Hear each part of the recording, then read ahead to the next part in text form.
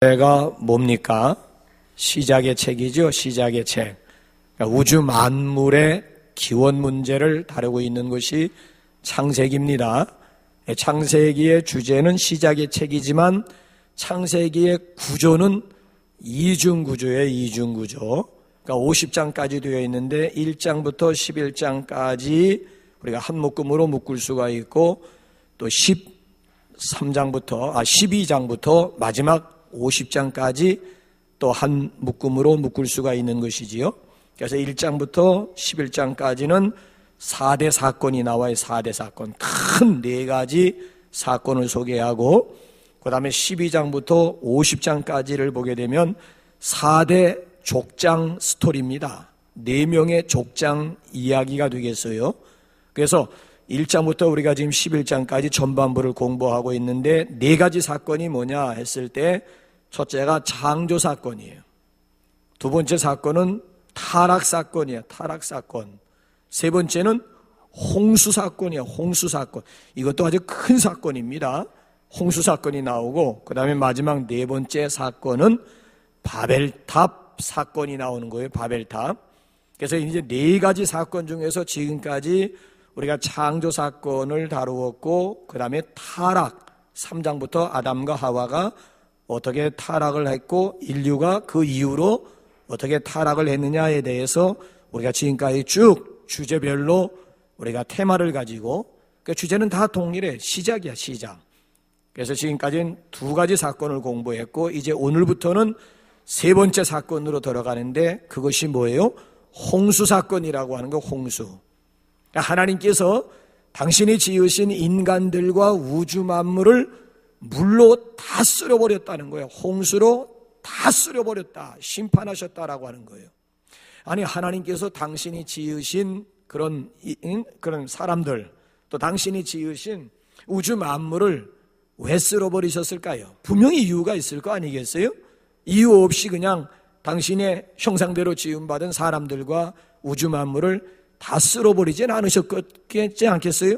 분명히 이유가 있다고요. 자, 그럼 우리가 한번 오늘 이 시간에 그 이유를 한번 우리가 추적을 해보는 거예요. 왜 하나님께서 당신의 형상대로 지음받은 인간들과 우주 만물을 홍수로 다 쓸어버리시면서 심판하셨을까? 그 이유가 있다는 거예요. 이유가. 자, 그 이유를 찾아보면 몇 가지가 있는데, 그 첫째가 뭔가 하면, 우선 이유를 찾아보기 전에 하나님의 심판 의지 우리가 한번 확인하면, 하나님이 심판하겠다는 의지가 너무 분명한 거야. 의지를 살펴본 다음에 원리로 한번 가볼까요? 자, 7절, 13절, 17절 한번 읽어볼까요? 7절 시작. 이르시되 내가 창조한 사람을 내가 지면에서 쓸어버리되 사람으로부터 가축과 기는 것과 공중의 새까지 그리하리니 이는 내가 그것들을 지었음을 한탄함이니라 하시. 자, 저기 보면 내가 쓸어버리래라. 자, 그 다음에 이제 우리 한번 13절 시작. 하나님이 노아에게 이르시되 모든 혈육 있는 자의 포악함이 땅에 가득함으로 그 끝날이 내 앞에 이르렀으니 내가 그들을 땅과 함께 내가 멸하리라. 자, 이번에는 17절로 넘어가서 또 읽어볼까요? 시작. 내가 홍수를 땅에 일으켜 무릇 생명의 기운이 있는 모든 육체를 천하에서 멸절하리니 땅에 있는 것들이 다, 자, 내가 멸절하리니 다 죽으리라. 내가 멸절시키리니 다 죽으리라. 내가 하겠다 이거. 자, 우리 한번 7장 우리 한번 4절로 넘어가서 또 한번 읽어볼까요? 하나님의 심판의 의지 시작. 지금부터 7일이면 내가 40주야를 땅에 비를 내려 내가 지은 모든 생물을 지면에서 쓸어버리리라. 내가 쓸어버리겠다 이거야. 내가. 그러니까 여러분 여러 번 이걸 강조하는 이유가 내가 쓸어버리겠다, 내가 멸절시키겠다, 내가 다 죽이겠다, 내가 쓸어버리겠다, 이렇게 계속 4번씩이나 반복해서 강조하는 것은 뭐예요? 하나님의 의지가 너무 분명하겠다는 거야. 아무도 이 하나님의 의지를 변개시킬 사람이 없다는 거야. 반드시 하나님이 심판하신다. 하나님의 심판 의지를 강조하기 위해서 여러 번 반복시켜주고 있는 거예요.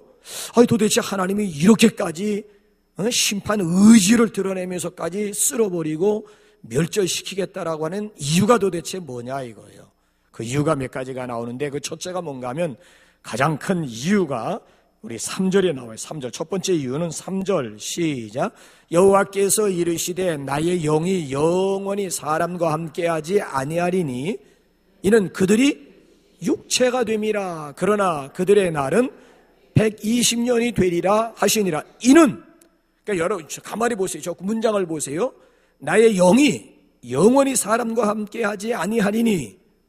왜냐하면 그들이 육체, 먼저 성경은 육체예요, 육체. 근데 지금 여기 지금 개정판에는 이는 그들이 육체가 됨이라를 그들이 육신이 됨이라고 그랬어요.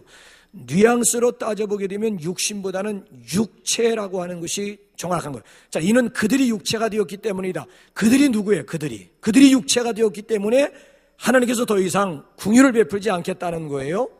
자, 그들이 육체가 되었다. 그들이 누굴까요? 자, 2절로 넘어가 보게 되면 도대체 누가 육체가 되었기 때문에 하나님이 분노하셔가지고 참지 않고 쓸어버리겠다는지 한번 2절 볼까요? 시작.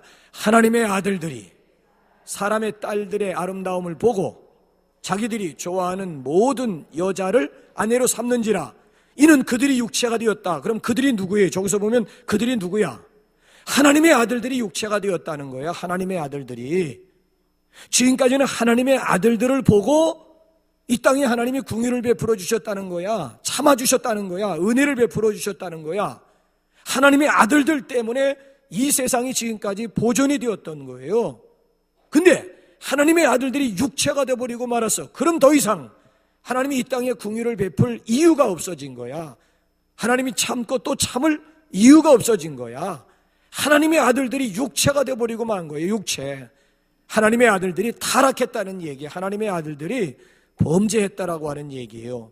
자, 이제 여기서 우리가 성경 공부를 해야 되는데, 그러면 2절에 나와 있는 하나님의 아들들은 누구며 사람의 딸들은 누구냐라고 하는 해석, 난제가 나오는 거예요. 창세기에 나오는 난제 가운데 또 하나. 난제라고 하는 게 뭐예요? 해석하기 쉽지 않다. 해석을 못한다는 얘기가 아니라 해석하기 쉽지 않다는 것. 이 성경에 보면 난제들이 많잖아요. 정말 인간적인 생각이나 경험 가지고 이해하기 어렵고 해석하기 어려운 그런 말씀들이 난제라고 하는 거예요. 난제.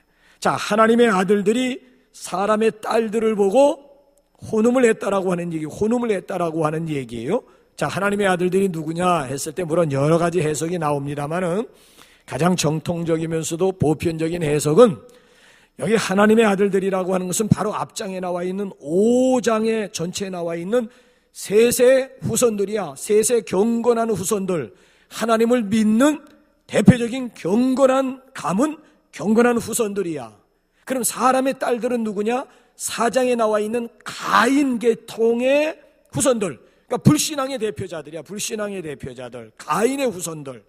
하나님의 아들들 셋의 후손, 셋의 그렇잖아요, 경건한 후손들이 경건한 사람들끼리 서로 이렇게 혼인 또는 결혼을 한 것이 아니고 사람의 딸들을 취하기 시작을 했다는 거예요. 완전 불신앙적이고 하나님을 대적하면서 하나님의 곁을 떠나간 사람들의 대표, 사람의 딸들을 보면서 취하기 시작을 했다라고 하는 거예요. 그러니까 하나님께서 더 이상 소망이 없다고 생각, 더 이상 기대가 없다고, 이 세상엔 더 이상 기대할 것이 없다.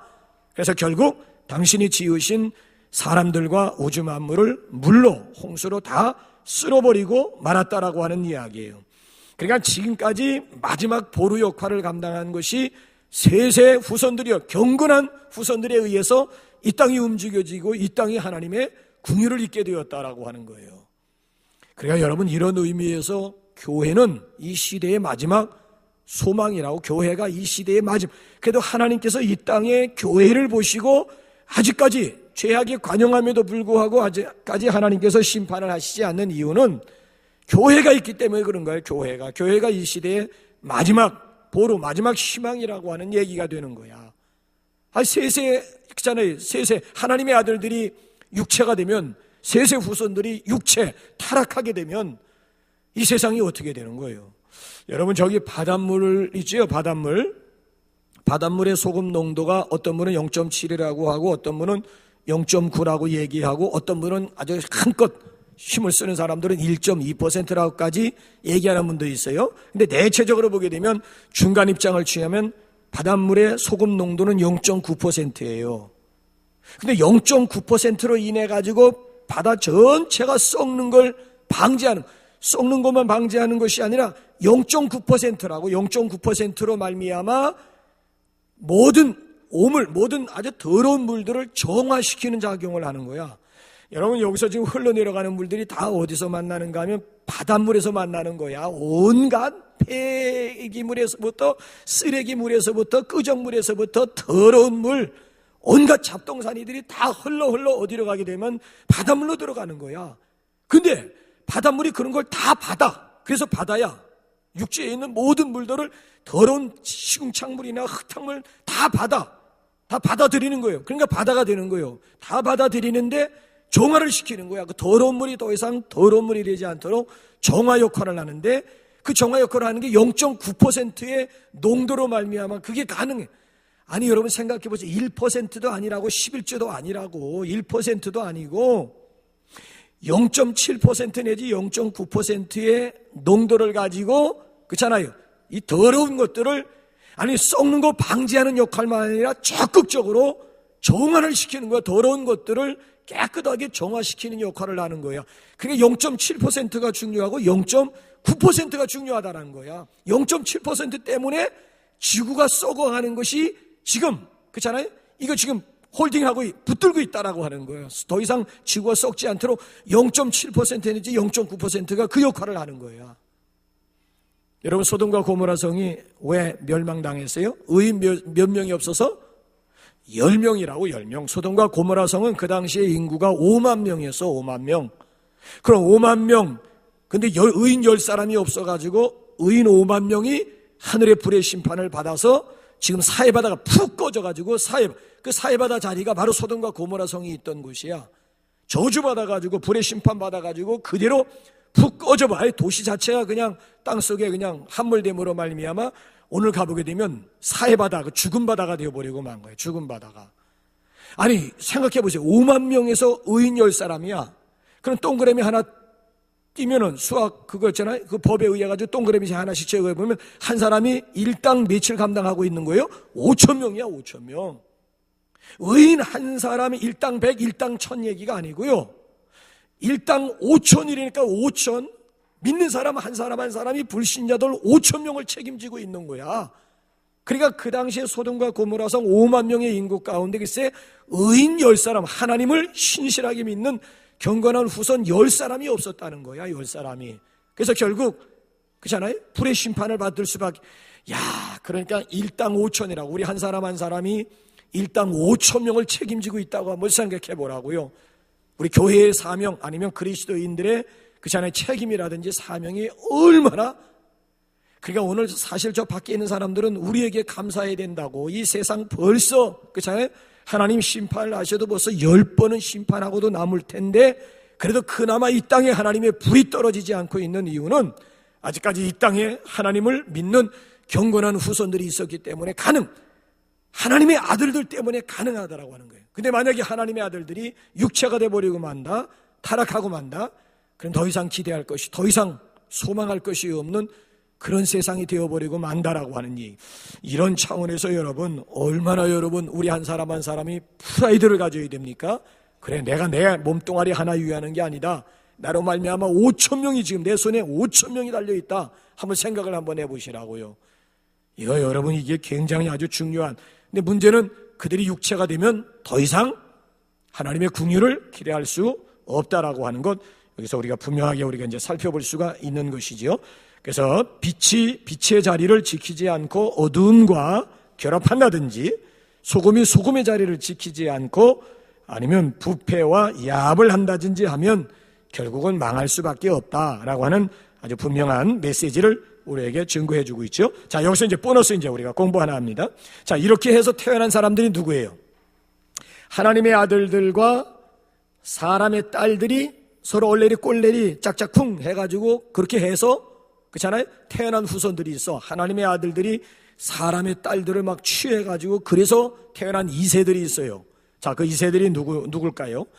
제가 신학교 들어갔을 때 성경 문제 시험을 봤는데 한두 문제만 틀리고 제가 다 맞았어요. 왜냐하면 저는 중학교 때부터 교회에서 무슨 훈련을 받았는가 하면 성경 퀴즈 대회가 있어가지고, 그래서 신구약 66권을 매년 봄, 가을로 부활절하고 추수감사주의를 기해가지고 성경 퀴즈, 그때는 교회 안에 놀이문화가 없었기 때문에 유일하게 그런 것이 교회 행사야. 그리고 기관별로는 또 크리스마스를 전후해가지고 성경 퀴즈 대회를, 성경 장로회에 내가 몸담고 있었기 때문에 성경을 알아야 된다.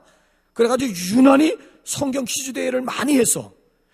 퀴즈 대회에 내가 1등을 해야지, 이런 거룩한 욕심을 가지고 내가 전 교인 중에서 내가 성경 퀴즈 대회에 내가 1등을 할 거야, 이런 욕심이 있었어요. 그래가지고 이번에는 요한복음이다 하면 요한복음을 수십 번 읽었다고. 그래서 문제 내기 전에 아예 문제를 다 맞춰버리는, 그 덕분에 그런 훈련이 돼 있었기 때문에 신학교 들어가서 성경 시험을 봤는데, 내가 생각할 때 한두 문제만 모르고 나머지는 다 아는 문제들을 하고, 신구약 66권 성경 문제를, 시험을 내는, 성경에서 시험 문제를 내는데, 그때 딱 나온 것이 뭔가 하면 여기 보면 네피림이 뭐냐라고 하는 이런 문제가 나온 거예요. 자, 우리 한번 보세요. 우리 한번 본문 말씀. 하나님의 아들들이 사람의 딸들과 얼레리 꼴레리 해가지고 태어난 이세들이 누군가 하면 4절 한번 읽어볼까요? 4절 시작. 당시에 땅에는 네피림이 있었고 그 후에도 하나님의 아들들이 사람의 딸들에게로 들어와 자식을 낳았으니 그들은 용사라 고대에 명성이 있는 사람들이었더라. 당시의 땅에는 뭐가 있었는가 하면 네피림이 있었다는 거예요. 그 후에도 마찬가지예요. 하나님의 아들들이 사람의 딸들에게 자식을 낳았는데 그 자식들이 네피림이었다라고 하는 거야. 여러분, 저 네피림이 뭐냐? 저것은 지금 나타나지 않지요. 그래서 저는 성경을 읽을 때 다행히도요, 난해주를 저는 빼놓지 않았어요. 난해주 이렇게 딱 나오면 숫자가 있잖아요. 이거 숫자가 뭐야? 라고 맨 밑에 가 보면은 그 난해주에 대한 해석이 나오거든. 네피림 해가지고 여러분 성경을 보게 되면은 숫자가 있어. 숫자가 있으면 맨 밑에 여러분 내려와 보세요. 여러분 성경 가지고 오신 분들 한번 보세요. 자, 4절 보게 되면 네피림 숫자가 몇 번 돼 있어요? 여러분 성경에 1번이야?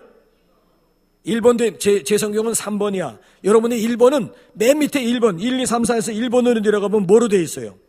장부가 이렇게 나와서 네피림이 있었고 당시에 땅에는 장부가 있었다. 장부가 있었다는 거야. 장부가. 그러니까 네피림의 뜻이 뭐냐 했을 때 금방 썼지 뭐 장부 이렇게. 왜? 난해주까지 저는 읽으면 나제니까지 보면서 저는요 얼마 전까지만 해도 지금 성경이 지금 우리는 지금 세로로 저는 세로 가지고 공부한 세대예요. 세로. 가로가 익숙하지 못한 세대예요. 저는. 성경이 다 세로로 돼 있었다고. 세로로 돼 있어가지고 세로 성경은 제가 딱 짚으면 몇 면, 4면 중에서 어디 무슨 성경 말씀은 딱 나오면은 4면 중에서 그건 1면, 2면에 있는 거, 3면, 4면에 있는 거 다 해가지고 딱 열면 그 자리에 있어요. 저는 세로 세대야. 가로 세대가 아니야. 저는 세로 세대야. 세로 세대. 그래서 신방을 다닐 때에도 그렇잖아요. 원주에서 단독 목회할 때 신방을 다닐 때도 세로 성경, 아직까지 저는 세로 성경을 가지고 지금 내 책에서 너덜너덜한 세로 성경 2개가 저한테 있는데 세로 성경이라고요. 근데 세로 성경 읽으면서도 저는 관주 성경을 가지고 공부한 세대야. 관주라고 하는 것은 특별히 뭐 다른 필요 없어. 성경 신구약 66권만 가지고 있으면 그 구절에서 이해가 안 되면 관주 딱 보게 되면 그 관주 기역, 니은, 디귿, 리을 쭉 나오게 되면 그게 신구약에 그에 연관된 구절들이 신구약에 다 나와 있는 거야. 성경 하나만 가지고 있으면 그게 주석이 되고 그게 성경 사전이 되고 그게 성서 그잖아요. 대전이 되는 거야. 성경 관주 성경 안 하면 딱 끝나는 거야. 나 그래서 관주 성경 아니면 이해가 안 돼가지고 관주 성경을 항상 가지고 다녔기 때문에 네피림의 뜻이 뭐냐면 장부라고 하는 거예요. 장부. 여러분 장부라고 하는 것이 뭔가 하면은 용사라고 하는 거예요. 용사. 이게 여러분 뒤에 성경 특별히 거기 어느 성경이 민수기로 넘어가 보게 되면은 거인으로 나오는 거예요. 거인. 민수기 14장으로 넘어가 보면 여기 지금 네피림이라고 하는 사람이 용사라고도 번역이 되지만은 거인, 자이언트라고 하는 그런 해석으로 나와. 그러니까 이렇게 해가지고 네피림 우선이 태어나게 되었다라고 하는 얘기예요. 자, 여기서 이제 우리가 한 가지 생각을 해야 되는 것이 뭔가 하면은, 자, 결혼에 있어서 잘못된 두 가지를 발견하게 됩니다. 이게 아예 시작부터 잘못됐다는 거예요. 지금 이 단추가 잘못 깨졌다는 거야. 그래서 결국 하나님의 심판받았다는 얘기인데, 자, 여러분 보세요. 하나님의 아들들의 결혼관이 나와요. 하나님의 아들들이, 경건한 사람들이 결혼을 잘해야 된다. 결혼 잘못했더니만 결국 그렇잖아요. 이 세상이 물로 심판받았다는 얘기예요. 자, 잘못된 결혼관 두 가지가 나오는 거예요. 자, 우리 다시 한번 2절 한번 읽어보세요. 2절. 여러분 한번 보세요. 2절 시작. 하나님의 아들들이 사람의 딸들의 아름다움을 보고 자기들이 좋아하는 모든 여자를 아내로 삼는지라. 자, 잘못된 결혼관이 두 가지가 나오는 거예요. 첫째가 뭘까요? 하나님의 아들들답게 결혼에 대한 나름대로 기준이 있어야 되는데 기준이 두 가지가 잘못됐다는 거예요. 하나님의 아들들이 결혼관에 있어서 기준이 있는 거야, 기준이. 근데 두 가지 잘못된 걸 여기서 지금 지적하고 있는 거야. 첫 번째가 뭐예요? 사람의 딸들의 아름다움을 보고 외모에 집중했다는 거예요. 보이는 것에 전부 목숨을 걸었다는 거야. 우선 이뻐야 된다는 거야. 이뻐야 된다는 거야. 아름다워야 된다는 거야. 속이야 뭐 어쨌든 저쨌든 간에 속은 뭐 중요하지 않다는 거야. 마음이며 뭐 중심이며 뭐 이런 것들 뭐 중요하지 않다는 거야. 우선 무조건 여자는 이뻐야 된다는 거야. 여기서 오늘의 루키즘의 원조가 여기서 나온 거야. 루키즘이라고 여러분 들어보셨어요? 루키즘의 원조가 바로 저거예요. 사람의 딸들의 아름다움을 보고 무조건 우선은 일단 예뻐야 된다는 거야. 그러니까 여러분 보세요. 루키즘의 원조가 여기인데 그 결과로 나타난 것이 강남을 한번 여러분 갔다 오세요. 강남. 아우, 나는 강남만 가면 막 뚜껑이 열려, 절로 막. 그냥 한 건물 안에도 전부 병원이 무슨 거냐면 성형외과 아니면 피부과야. 그 중에 성형외과가 제일 많은 거야. 성형외과가 빌딩이 전부 다 성형외과야. 1층, 2층, 3층, 4층. 너희 뭐 사방으로 그냥 360도 한 바퀴 돌아보면 눈에 보이는 게 전부 다 피부과, 성형외과. 전부 다야, 전부 다 성형외과야, 성형외과. 야, 저래도 저게 장사가 되나? 저렇게 한 건물에도 그냥 몇 개가 들어있고 그냥 한 건물 한 빌딩만 해. 옆에 다 저마다 다 그 성형외과, 피부과를 하고 있으니 저래도 장사가 되니까 거기 다 몰려있는 거야. 야, 그러니까 거기 보니까 견적이 다 나오는 거야. 부분 보수냐 전면 보수냐. 그래가지고 전면 보수 보게 되면 뭐 이마에도 뭐 요즘 뭐 솜털을 또 일부러 뭐 모발해가지고 뒤에 있는 머리를 뜯어가지고 여자들이 이쁘게 하기 위해서 이마에다가 이렇게 또 사각이만 안 되기 때문에 솜털을 여기다 또 그러니까 이마에서부터 눈썹에서부터 눈에서부터 코에서부터 볼에서부터 입에서부터 턱에서부터 귀에서부터 목에서부터 가슴에서부터 더군다나 뭐 뱃살에 뭐 지방질을 뭐 흡입 수술을 한다나. 아니 덜 먹던가 시컨 쳐먹고 그 다음에 기계 가지고 그걸 빼는 거야. 시컨 쳐먹고 뱃살이 너무 배가 막 기름덩어리가 그냥 그걸 아주 기계를 들여대가지고 강제로 흡입을. 와, 생각만 해도 끔찍한 거야.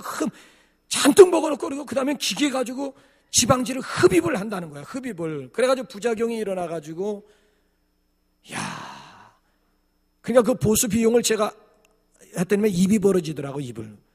부분 보수도 엄청난데 전면 보수하게 되면 이건 뭐 말할 수. 그러니까 자우자 무조건 이뻐야 된다. 이게 지금 여기서 나온 오리지널이 여기서 나온 루키즘의 원조가 여기였다라고 하는 얘기예요. 루키즘이라고 하는 것은 눈에 보이는 것이 전부라고 하는 뜻이야. 눈에 보이는 게 그 사람이 전부래. 그래가지고 여러분 속은 사람들이 얼마나 많이. 또 한 가지 잘못된 결혼관이 뭐냐 하면 다시 한번 보여줘 보세요. 그 조금 전에 한번 구절 한번 다시 한번 보여줘 보세요. 자, 사람의 딸들, 하나님의 아들들이 아름다움을 보고 선택했다라고 하는 것, 눈에 보이는 거예요. 눈에 보이는 것이 전부였고요. 그 다음에 두 번째 보면 자기들이 좋아하는 모든 여자를 아내로 삼는지라. 자, 경건한 후손들 같으면 어떻게 해야 됩니까? 기준이 뭐가 기준이 되어야 되는 거예요? 하나님이 기준이 되어야 되고 신앙이 기준이 돼요. 그 다음에 둘째가 미모로 가면 괜찮아. 첫째가 정말 하나님이 기뻐하시는 짝이냐, 신앙이 있느냐, 믿음이 있느냐. 그냥 믿음의 사람들은 첫째 기준이 그렇잖아요. 신앙이 되어져야 되는 거야. 하나님 중심이 되어져야 되는 거야. 근데 저기 보면 하나님이라고 하는 말이 없어요. 자기들이 좋아하는 대로 모든 여자를 아내로 삼게 되었다. 그러니까 평상시에는 뭐 하나님이 어떻고 뭐 예수님이 어떻고 성령님이 어떻고 하면서 얘기하는데 자기 문제가 될 때는 결정적인 순간에 가서는 하나님이라고 하는 이름이 없고 주님이라고 하는 이름이 전혀 없다라고 하는 거. 일반 세상적인 사람들의 가치관에 의해 가지고 예수 믿는 사람들도 그대로 행하고 있다라고 하는데 오늘의 결정적인 문제가 있다라고 하는 얘기예요. 적어도 우리가 믿음의 사람들이라면 그 사람의 신앙은 어떠한지, 사람 됨됨이는 어떠한지, 인격은 어떠한지, 그렇지 않습니까? 그 사람의 가치관이 나하고 맞는지 틀리는지 적어도 중요한 이 몇 가지는 우리가 양보해서는 안 해야 될 게 있다고요. 허우대 멀쩡한 사람들 선택해가지고 후회하는, 아이고 내가 그때 콩깍지가 씌었는가 봐, 지금 와서 후회한들 그게 무슨 소용이 있어요. 그러니까 네 사람이 결혼하게 되면 한 사람, 이젠 세 사람이 결혼하게 되면 한 사람이 파혼에 이른다라고 하는 것. 왜? 아이고 내가 지금 그동안 뭐 콩깍지 끼었다는 거야. 그래서 프랭클이라고 하는 사람이 그런 말을 해요. 결혼 전에는 두 눈을 뜨고 결혼 후에는 한쪽 눈은 감아라. 이게 행복의 비결이라는 거야. 근데 우리는 반대잖아요. 결혼 전에 두 눈을 뜨는 게 아니라 뭐가 뒤집어 씌워가지고 그러니까 한쪽 눈이 모른 거야. 이래가지고 보니까 그냥 헷갈려가지고. 근데 결혼하고 나서 이게 눈이 번쩍 뜬 거야. 아이고 야, 내 속았다. 결혼 후에 그 다음에 두 눈을 뜨게 되니까 이게 막 온갖 막 그냥 전에 막 보이지 않던 것들이 다 막 눈에 들어오고 하다 보니까 막, 여러분 예수 믿는 사람들이 가장 중요한 건 가치관이 중요한 거예요. 여러분 이 가치관이 다른 사람하고는 대화가 안 되는 거야. 한 집안에 살고 있다 할지라도 생각이 다르고 가치관이 다르면 대화가 안 되는 거야. 일단 대화가 안 되는 거야. 여러분 예수 믿지 않는 남편들하고 사는데 힘든 게 뭐예요? 가치관 전쟁 아닙니까? 우리는 주일 가치관을 가지고 있는데 그 사람은 일요일 가치관을 가지고 있으니까 일요일 날은 공휴일이니까 어디 가든지 놀러 갈 생각만 하는 거야. 계속 돌아다니고 놀러 가. 우리는 주일 가치관을 가지고 이날은 예배하는 날, 그렇잖아요? 교회 가는 날, 봉사하는 날 막 이렇게 삼고 있는데 믿지 않는 가족이 있을 때는 일요일 이 가치관의 충돌이 일어날 수밖에. 왜? 생각이 다르다 보니까 이게 동상이몽이 여러분이 여기서 나오게 되는, 같은 이불 속에 살고 있는데도 생각이 다른 거예요. 생각이 다른 거야. 여러분 이 가치관의 이 갈등 속에서 오는 그 혼란이라, 그 불행이라고 하는 것은 이루 말할 수가 없는. 그래서 믿음이 있는 사람은 믿음 있는 사람하고 결혼해야 된다라고 하는 고린도전서 7장으로 돌아가 보게 되면 그 이유가 거기 있는 거예요. 왜? 한 집안에서 살면서도 사는 게 아니야. 이게 사는 게 아니야. 하나에서부터 열까지 다 생각이 다르다 보니까 별것도 아닌 것이 계속 충돌 일으키다 보니까 아이고 이게 천국이 이루어야 되는데 맨날 싸움만 하면서 말다툼하다 보니까 지옥과 같은 삶을 살다 수밖에 없다라고 하는 것. 그래서 오늘 여기 말씀을 보면서 이래서 하나님의 아들들은 역시 경건한 사람들과 더불어 결혼을 해야 된다라고 하는 것, 이게 굉장히 얼마나 이게 우리에게 있어서 중요한지 몰라요. 더군다나 여러분 중요한 대사가 있으면 우리가 하나님 앞에 나와서 금식이라도 해보면서 아니면 천야 기도라도 해보면서 하나님 저분이 어떤 분입니까? 저분하고 나하고 하나님이 정해주신 짝입니까? 최소한 그래도 하나님 앞에는 물어야 되잖아요. 근데 결혼 문제에서 하나님 앞에 작정 기도하는 것도 없고 그냥 눈에 보이는 대로 모든 것이, 그렇잖아요. 눈에 보이는 대로 결단하면서 선택하다 보니까 나중에 보게 되면 후회하는 경우도 상당히 많이 있더라고 하는 이야기지요. 그래서 오늘 여기 말씀을 보게 되면 하나님이 보시는 것은 그렇잖아요. 외모가 아니에요. 중심이. 하나님이 다윗을 선택하잖아요. 이새의 8명의 아들, 첫째 아들, 둘째 아들, 셋째 아들, 누구야? 나단 선지자도 이게 깜빡 속을 정도였다고요. 저 사람을 하나님이 아니다. 둘째가 딱 저 사람 아니다. 셋째가 딱 산마가 저 사람 그래도 아니다. 맨 마지막에 그냥 쭈그런 밤송이 같은 조막대만한 다윗이 달랑달랑 드는 바로 이인이라 근이라. 하나님이 이새의 8명의 아들 가운데 막 멋지게 생기고 막 핸섬하게 생기고 남자답게 생긴 7명들 다 하나님이 제쳐놓고 제일 키도 적을 뿐만 아니라 눈도 빼어나고 그렇잖아요. 눈도 툭 튀어나오면서 볼품없는 다윗을 하나님이 선택하시는 거야. 윤홀로 목사님 설교했지만은 레아와 라헬인데 라헬은 얼마나 아리따운 여자라 그래서 아름답게 얼마나 여러분 아름다웠으면 7년이 수일같이 여겨졌겠느냐. 모순살이 7년 하는 게 미칠 정도로 느껴졌겠네. 얼마나 예뻤으면은, 얼마나 빠져들어갔으면은 7년 동안 외삼촌 집에서 머슴살이 하는데 글쎄 라헬과 연애하는 까닭에 7년이 수일처럼 여겨졌겠네. 그 정도로 이뻤다는 얘기예요.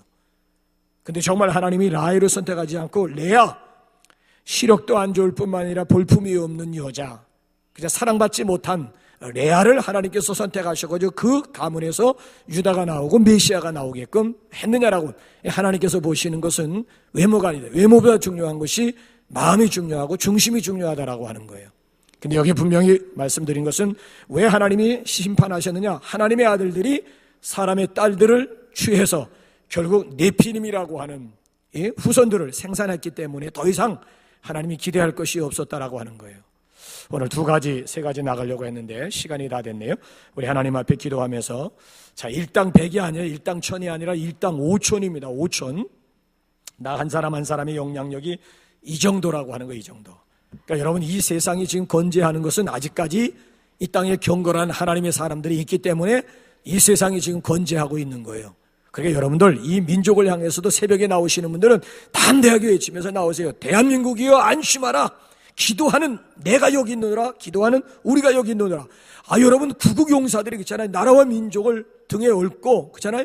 그리고 새벽을 깨면서 하나님 앞에 나와 이 나라 이 민족을 하나님 앞에 올려드리는데, 김정은이가 핵을 쏘고 김정일이가 그렇잖아요. 로켓을 발사한다고 해서 되겠느냐라고 하는 얘기예요. 여호와께서 성을 지키지 아니하시면 세우는 자의 수고가 헛된다. 여호와께서 성을 지키지 않으면 파수꾼의 경성함도 허서다고 했잖아요. 그래서 우리 한 사람 한 사람의 역할이 굉장히 중요한 것이로구나. 주여, 나로 하여금 이 사명 잘 감당하게 하옵소서. 나로 말미암아 내 가정이 바로 세워지게 하시고, 나로 말미암아 우리 공동체가 바로 세워지게, 나로 말미암아 이 나라 이 민족이 건재하게 하옵소서. 우리 하나님의 아들들이 하나님의 사명을 감당하기 위해서 우리 다 같이 주여 우리 한번 부르면서 자유스럽게 우리 기도하면서 돌아가